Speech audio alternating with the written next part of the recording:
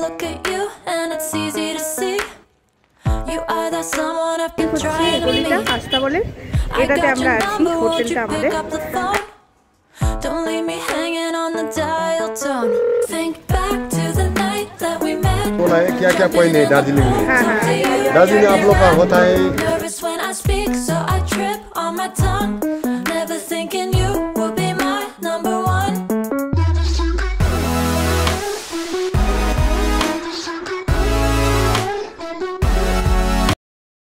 নমস্কার বন্ধুরা, কেমন আছেন আপনারা সবাই? আশা করি সবাই খুব ভালো আছেন, আমরাও খুব ভালো আছি।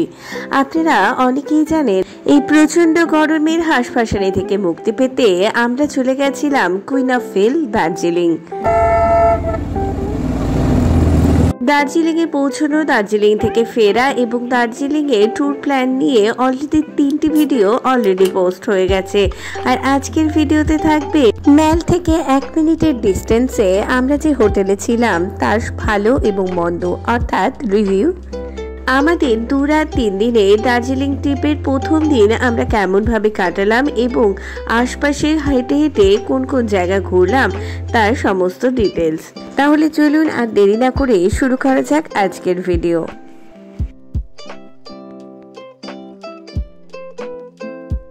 আমরা প্রথম দিন সকাল 6:30 নাগাদ শিলিগুড়ির এনবিএসটি বাস স্ট্যান্ড অর্থাৎ তেনজিং নোরকে বাস স্ট্যান্ড থেকে বাস নিয়ে 105 টাকার বিনিময়ে পাহাড়ের অপূর্ব সুন্দর সবুজ আঁকাবাঁকা পথ বেয়ে পৌঁছে যাই দার্জিলিং। আমাদের যেতে সময় লেগেছিল 4 থেকে 4.5 ঘন্টা এবং পথে পড়েছিল কার্শিয়ং। এই বাস জার্নির টুকিটাকি সমস্ত তথ্য নিয়ে অলরেডি ভিডিও পোস্ট হয়ে গেছে, ডেসক্রিপশন বক্সে আমি লিংক দিয়ে দেব, দেখে নেবেন।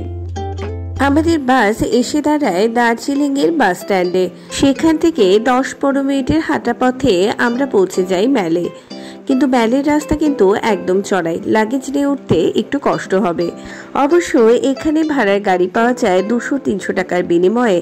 তারা আপনাকে হোটেলে পৌঁছে দেবে, যদি হোটেল পর্যন্ত গাড়ি পৌঁছয় তাহলেই। মা, বাবা, শাশুড়ি মা ওনারা গাড়িতে করেই পৌঁছেছিলেন হোটেলে। আগের ভিডিওতে আপনাদের জানিয়েছি দার্জিলিংয়ে সাধারণত 3টি জায়গাতে হোটেল পাওয়া যায়। প্রথমটি ম্যাল, এখানে দামটি যেমন বেশি তার সাথে হ্রাসও সবচেয়ে বেশি। এছাড়া রয়েছে গান্ধী রোডের কাছে হোটেল। এর দাম এবং চাহিদা মোটামুটি রকমের থাকে এবং সবচেয়ে কম দামের বাজেট হোটেল যদি আপনি চান তাহলে আপনাকে যেতে হবে স্টেশনের পাশের হোটেলে। আমরা দার্জিলিংয়ে যে হোটেলটিতে ছিলাম তার নাম ছিল হোটেল সোনালী। এটি ম্যাল থেকে 1 থেকে 1.5 মিনিটের হাঁটা পথে এবং রাস্তাটিও একদম সমান। এই হোটেলটির এটা যেমন প্লাস পয়েন্ট, কিছু মাইনাস পয়েন্টও রয়েছে। সঙ্গে থাকুন, একে একে সমস্ত জানাচ্ছি। আমরা কিন্তু আগের থেকে হোটেল বুক করে আসিনি, এখানে এসে দরদাম করেই হোটেল বুক করেছি। আমরা যখন এই হোটেলটিতে আসি তখন ওপরে 2টি রুম ফাঁকা ছিল। আর আমাদের হোটেল ঠিক করার মেন ক্রাইটেরিয়া ছিল ম্যালের পাশে গ্রাউন্ড ফ্লোরে এবং কোমোড সহ একটি ঠিকঠাক হোটেল। কারণ আপনারা মোটামুটি সবাই জানেন আমরা সাধারণত ফ্যামিলি ট্রিপ করি, তাতে বাচ্চা এবং বয়স্ক লোক থাকে।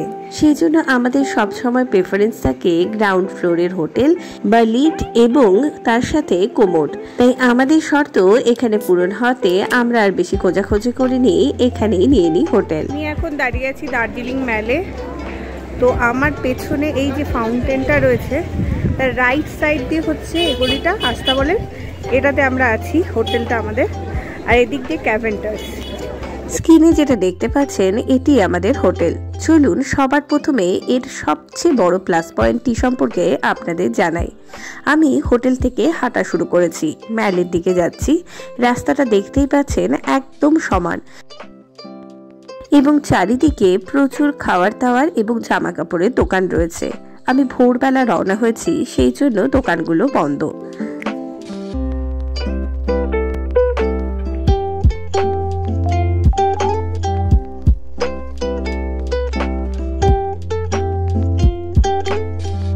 এখানে রাত্রিবেলা খাওয়ার দাওয়ারের প্রচুর দোকান বসে এবং অন্যান্য সমস্ত গার্বেজ এখানে স্টোর হয়। এই দেখুন গার্বেজ তোলার ট্রাক চলে এসেছে। বুঝতেই পারছেন আমার সাথে আদৃশ রয়েছে, সেই জন্য বিশেষ একটা জোরে আমি হাঁটতে পারছি না। স্ক্রিনের রাইট সাইডে যে শাটারগুলো রয়েছে এটি আস্তাবল, ঘোড়ার আস্তাবল। আমি মেনলি মর্নিং ওয়াক করতে বেরিয়েছিলাম, তাই ভাবলাম আপনাদের ডিস্টেন্সটা বুঝিয়ে দিই। আমার 1 মিনিট 15 সেকেন্ডের মতো সময় লেগেছে। আমরা পৌঁছে গেছি ম্যালে। এই দেখুন ফাউন্টেন দেখা যাচ্ছে।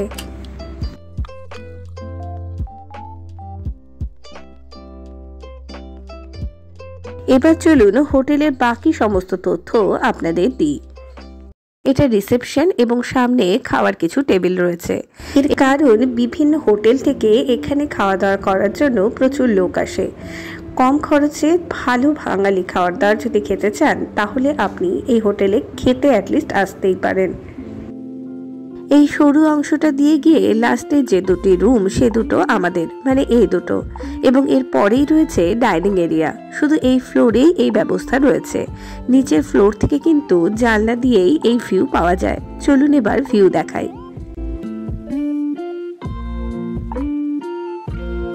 আমাদের ব্যাড লাক ক্লাউড ছিল, সেজন্য অতটা পরিষ্কারভাবে দেখা যাচ্ছিল না, বাট এটা পূর্ব দিক এবং এখান থেকে খুব সুন্দর সানরাইজ নাকি দেখা যায়।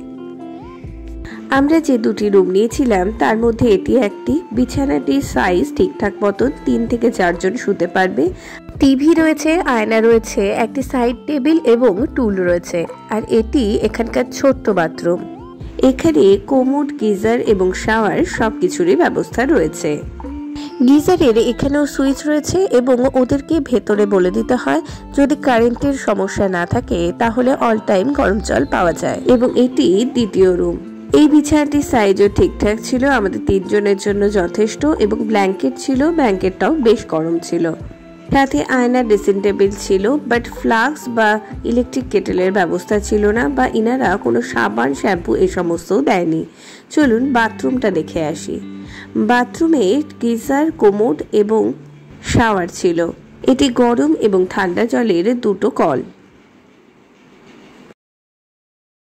আমাদের হোটেলটা একদম ম্যালের কাছে, তো কাছে প্লাস হচ্ছে একদম প্লেনের মধ্যে, মানে উঠানামা করতে হবে না। জানেনই আপনারা আমার মা হাঁটতে পারে না, শাশুড়ি মাও হাঁটতে পারে না, তো সেই জন্য এই যে আদেশ এসেছে চিন করতে। চিজ করে দাও, চিজ। আমাদের হোটেল থেকে এটি ভিউ। মেঘলা ওয়েদার, তাই দেখা যাচ্ছে না, বাট এই জায়গাটা কিন্তু সত্যি খুব সুন্দর ছিল। আমাদের হোটেলে খাবার দাওয়ারগুলোর মেনু চার্ট এভাবে বাইরেই টাঙানো ছিল। আগেই বলেছি বাইরের থেকেও প্রচুর লোক খাওয়া দাওয়া করতে আসে। বাঙালি খাওয়ার দাওয়ার দারুণ পাওয়া যায়। প্রথম দিন এসে আমরা এক থালি নিয়েছিলাম, তাতে ছিল ডিমের ঝোল, ডাল, তরকারি, ভাজা এবং বেশ অনেকটা পরিমাণে ভাত। এই হোটেলের প্লাস পয়েন্টগুলো মোটামুটি আমি বলে দিয়েছি, এবার মাইনাস পয়েন্ট বলি। ওপরে কিন্তু 4 থেকে 6টি রুমই রয়েছে, বাকি রুমগুলো এই খাড়া সিঁড়ি বেয়ে নিচে যেতে হয়, বাট নিচে কিন্তু বেশ কয়েকটি ভিউ রুমও রয়েছে। বাট আমার মতে বয়স্ক লোকেদের জন্য এই সিঁড়ি চড়া সত্যি একটু টাফ হয়ে যাবে। এছাড়া আরেকটি অন্যতম সমস্যা হলো দার্জিলিং এ ভীষণ কারেন্ট যায়, স্পেশালি পিক সিজনে তো যাবেই। সেই সময় গরম জলের কিন্তু খুব সমস্যা হয়, কারণ এখানকার ইনভার্টারে গিজার চলে না। আমরা যে 3 দিন ছিলাম তার মধ্যে একদিন কিন্তু কারেন্ট ছিল না। তাছাড়াও আরেকটি সমস্যা হলো উপরের রুমগুলো বেশ ছোট এবং এই হোটেলে সাবান, শ্যাম্পু বা ইলেকট্রিক কেটেল বা ফ্লাক্স কোনো কিছুরই ব্যবস্থা কিন্তু নেই। বাট ওনাদের বললে ওনারা গরম জল, বিশেষ করে খাওয়ার গরম জল সবসময় করে দেন। এছাড়া এই হোটেলটি আস্তাবলের রাস্তায় হওয়ার জন্য সকালবেলা এর রোড কিন্তু এই অবস্থায় থাকে, যদিও 7টা-8টা বাজতে বাজতে রাস্তা ক্লিয়ার হয়ে যায়। এবার আপনাদের ভাড়ার কথা জানাই। আমরা গেছিলাম 1 মে, মানে সিজনের একদম শুরুর দিকে। সেই সময় এই হোটেলের ভাড়া ছিল 1500 টাকা, আর আমরা ওখানে গিয়ে হোটেল বুক করেছিলাম, সেই ক্ষেত্রে ভাড়াটা একটু কমই পড়ে। আমাদের হোটেল ছাড়িয়ে আরেকটু নিচের দিকে নামলে ভাড়া কিন্তু কম পড়ে, কিন্তু রাস্তা ওই চড়াই উতরাই তখন পড়ে যায়। আপনি যদি একদম পিক সিজনে আসেন সেই ক্ষেত্রে কিন্তু আপনাকে হোটেল ভাড়া করিয়ে আসতে হবে, না হলে পছন্দের হোটেল পাওয়া একটু টাফ হয়ে যাবে। আলটিমেট দার্জিলিং এ পৌঁছে ফ্রেশ হয়ে খাওয়া দাওয়া করে আমরা এখন বেরিয়েছি সাইট সিনের জন্য। চলুন দেখা যাক আশেপাশে হেঁটে হেঁটে আমরা কোথায় কোথায় সাইট সিন করতে পারি। প্রথমেই আমাদের টার্গেট ছিল গাড়ি ঠিক করা পরের দিনের জন্য। সেই জন্য আমরা রওনা হই ট্যাক্সি স্ট্যান্ডের দিকে। ম্যালের কাছে যে ট্যাক্সি স্ট্যান্ডটি রয়েছে সেটি ক্ল্যাভেন্টার্সের ঠিক অপোজিটে, তাই ভাবলাম ক্ল্যাভেন্টার্সে একটু খাওয়া দাওয়া করা যাবে। চলুন যাওয়া যাক।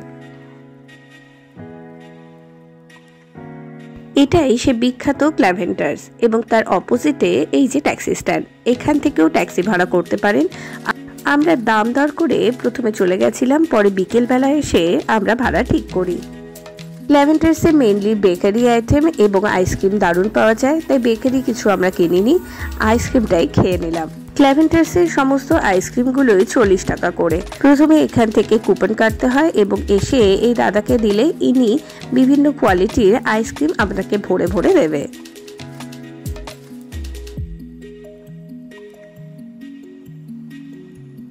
কেমন খেতে আইসক্রিমটা? হ্যাঁ, ঠান্ডা তো অবশ্য। টেস্টটা কেমন?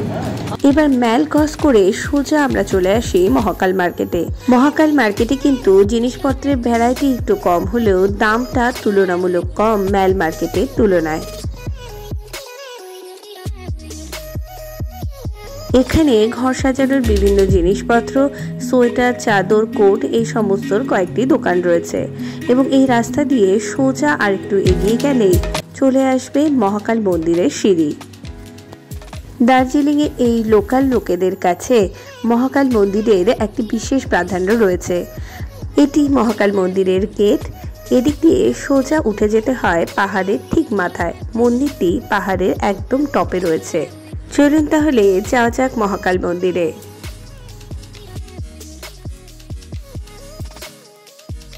এখন মহাকালের জন্য চলছি, তো বিশাল হাঁপাচ্ছি, উঠেই যাচ্ছি ওপরে। 5 থেকে 10 মিনিট সোজা হেঁটে আমরা চলে এসেছি মহাকাল মন্দিরের একদম সামনে। এখানে বসার জায়গা এবং জলের ব্যবস্থা রয়েছে। মেন মন্দিরে প্রবেশের আগে এই জায়গাটাতে জুতো রাখার এবং জল দিয়ে হাত পা পরিষ্কার করার জন্য ব্যবস্থা রয়েছে। এটি মন্দিরের মেন গেট। আদ্রিস অনেক চেষ্টা করছে ঘন্টা বাজানোর, বাট ওর দ্বারা আর হলো না। শেষে শঙ্খদেবের কোলে করেই ওকে ঘন্টাটা বাজাতে হলো, আর বাবাও হাঁপসে গেছে। এর আগে যতবার এসেছি মহাকাল মন্দিরে আসিনি, এবার এসে বেশ অনেকটা অবাকই হলাম। এখানে বৌদ্ধ এবং হিন্দু সংস্কৃতির মিলন ঘটেছে। এখানে মহাদেব পূজিত হন, তার সঙ্গে বেশ কিছু হিন্দু দেবদেবী, বাট চারিদিকে বৌদ্ধ মন্ত্রলেখা প্রচুর পতাকা ঝুলতে দেখলাম, যেমনটা থাকে বৌদ্ধ মনেস্ট্রিতে। এটি এখানকার মূল মন্দির, মহাদেবের মন্দির, এবং তার পাশে মা কালী, হনুমান আরো বেশ দেবদেবীর মন্দিরও রয়েছে। মন্দিরটি এত শান্ত নিরিবিলি যে এখানে এলে আপনার বেশ অনেকক্ষণ বসে থাকতেই ভালো লাগবে। তার সঙ্গে মাঝে মাঝে ঘন্টার শব্দ, সব মিলিয়ে পরিবেশটা অদ্ভুত। বৌদ্ধ এবং হিন্দু ধর্মের সমন্বয়ে গঠিত এই মন্দিরটি খোলে ভোরবেলা 4টের দিকে এবং বন্ধ হয় সন্ধ্যাবেলা সন্ধ্যা আরতির মাধ্যমে। এই মন্দিরটিতে প্রবেশ মূল্য কোনো কিছু লাগে না। এই জায়গাটা বেশ শান্ত শিষ্ট, লোকজন খুব একটা বেশি আসে না, কারণ এত ওপরে আর এত মাংকি ফাঙ্কি এদের সমস্ত অত্যাচার, তো সাধারণত অত বেশি লোক মানে ভিড় নেই টুরিস্টদের। আর এই টাইমটা যেহেতু আমরা মানে দুপুরে বিকেলের দিকে এসেছি, আর ওই ভিড় নেই, বেশ ভালো শান্ত শিষ্ট একটা জায়গা। আমার বাবা সবসময় আমার পেছনে পেছনে ঘুরে বেড়ায়। মন্দির ঘোরা তো হলো, চলুন এবার জানাই আপনাদের ম্যালের আশেপাশে আর কোথায় কোথায় আপনি ঘুরে নিতে পারবেন। আর একটি ইম্পর্টেন্ট তথ্য, ম্যালের বাঁ সাইডে এই ঘোড়ার গাড়িটার পেছনেই কিন্তু রয়েছে সুলভ শৌচালয়, এবং এই শৌচালয়টি আগের দিন আমি দেখেছি বেশ অনেক রাত পর্যন্ত খোলা থাকে। এবং এর পাশ দিয়ে যে সোজা রাস্তাটা গেছে সেদিক দিয়ে সোজা চলে গেলে আপনি পেয়ে যাবেন লালকুঠি চার্চ এবং তার সঙ্গে একটি পার্কও, যার হোর্ডিং এখানে দেওয়া রয়েছে। বাট এখানে অনেক মাংকিও পাবেন, খবরদার মাংকিদের আশেপাশে যাওয়ারও চেষ্টা করবেন না, এরা কিন্তু ভয়ঙ্কর। সামনে যে সুন্দর চার্চটি দেখছেন এটি সেন্ট অ্যান্ড্রুয়ার্স চার্চ এবং তার সামনেই রয়েছে লালকুঠি। শতাব্দী প্রাচীন এই চার্চটির বয়স প্রায় 200 বছরের কাছাকাছি। অন্যান্য চার্চের মতো এটিও সানডে করে খোলে প্রেয়ারের সময়। যদি সানডেতে আপনি দার্জিলিংয়ে থাকেন তাহলে এখানে যেতেই পারেন। এখানে দুটো প্রেয়ার সেশন হয়, একটি 9টা যেটা ইংলিশ সেশন এবং আরেকটি হয় 11টার থেকে। এবং এই চার্চটি থেকে আরেকটু এগোলেই আপনি পেয়ে যাবেন নাইটেঙ্গেল পার্ক। সেখান থেকে খুব সুন্দর কাঞ্চনজঙ্ঘা দেখা যায়। দার্জিলিংয়ে এলে ভোরবেলা এই জায়গাটাতে আসবেন, আপনার মন ভরে যাবে। কাঞ্চনজঙ্ঘা সঙ্গে মিউজিক, এক্সারসাইজ এবং দার্জিলিং টি সবকিছু সেই একই জায়গায় আপনি পেয়ে যাবেন।